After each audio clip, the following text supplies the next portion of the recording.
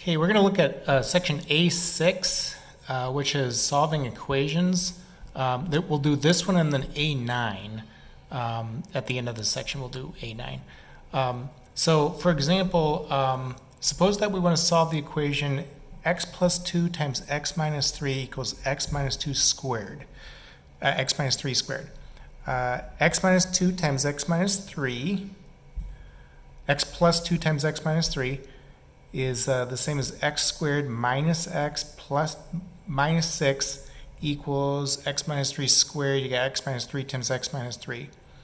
Factor that out. You got x squared minus 6x plus 9.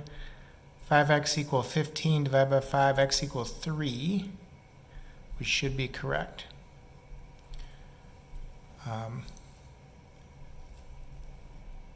Another one, x squared minus 4 squared, x minus 4 squared equals 12. X minus 4 equals plus or minus the square root of 12. And when you add 4, root 12 breaks down as 4 root 3. And square root of 4 is 2, so 2 root 3. 4 plus or minus 2 root 3. Go ahead and leave your answer in exact form for me, unless you're told otherwise, just keep it in exact form for me. The next one, 3x squared minus 4x minus 1 equals 0. I'll get all the terms on the left. If I were to factor, I wouldn't find anything of quality there. So I'm going to be using the quadratic formula to solve. I want the opposite of b, which is 4, plus or minus the square root of b squared, which is 16 minus 4 times a is 3 times c is negative 1 over 3a. 3 times 2 is 6. 4 plus or minus root 28, 16 plus 12, all over 6. And root 28 simplifies to be the square root of 2 root 7. And 2 is in common to these terms, so I can factor that out and cancel it with part of the 6 there. 2 plus or minus root 7 all over 3. Okay. Another one, 3x minus 2x squared equal 5. If I get everything onto the right, you got 2x squared minus 3x plus 5 equals 0. And this would be another, use the quadratic formula and simplify.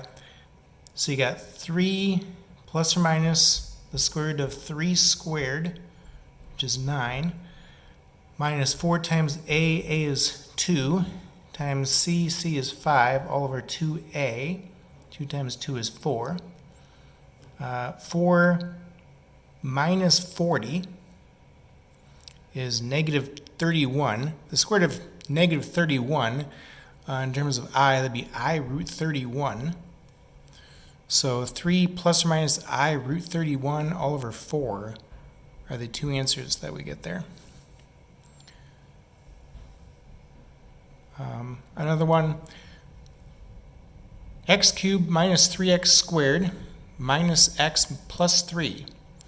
One thing that you want to think of when there's 4 or more terms, such as the case here, is factor by grouping. And in this problem, x is in common to the two terms that are x squared, rather. So if I factor that out, x squared, that leaves me with x minus 3 minus x minus 3 equals 0. So x minus 3 is in common to those two terms that are in the numerator. X minus 3 is in common to those two terms that happen from factoring, and x minus 3 then is in common to the two terms. So x squared minus 1 is left over. X equals 3, x equals plus or minus 1 are the three answers.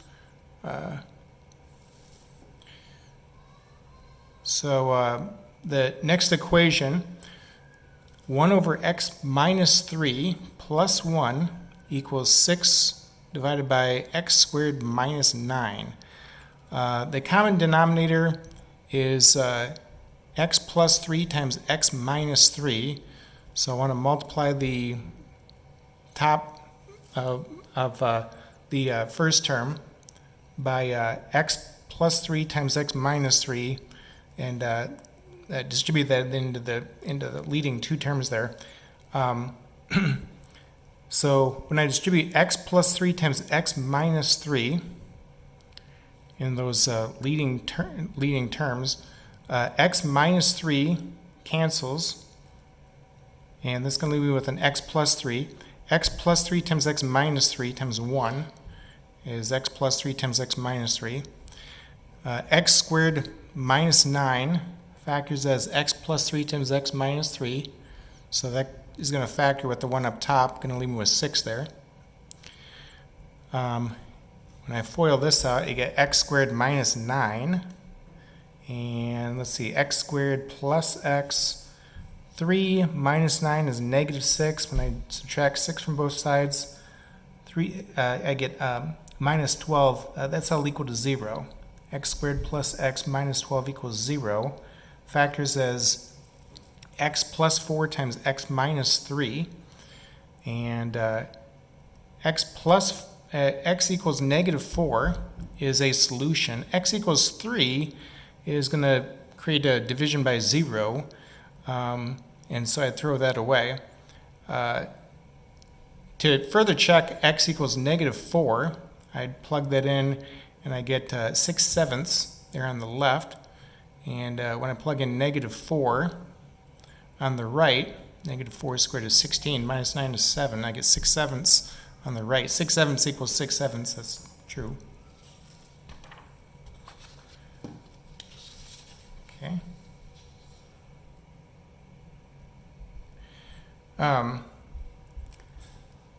The next one is a radical equation. 5 plus the square root of x plus 7 equals x. So if I get the square root expression all by itself, subtract 5 from both sides, then square both sides to get rid of the square root. X plus 7 is equal to x minus 5 times x minus 5. X minus 5 times x minus 5 is x squared minus 10x plus 25. And if I subtract x and subtract 7, I get x squared minus 11x plus 18 equals 0. That's going to factor nicely for me as x minus 9 times x minus 2 equals 0, or x equals 9 and x equals 2. Now, one thing about this kind of equation and also the last one is that you got to check your answers. We sometimes have extraneous solutions to those. So let me check. If x is 9, and I plug that in here, 9 plus 7 is 16, the square root of 16 is 4, 5 plus 4 is 9, 9 equal 9, that's a true statement. X equal 2. Okay, so the square root of 9 is 3. 5 plus 3 is 8. 8 is not equal to 2. So 2 would be an extraneous solution there. 9 is going to be kept. Okay.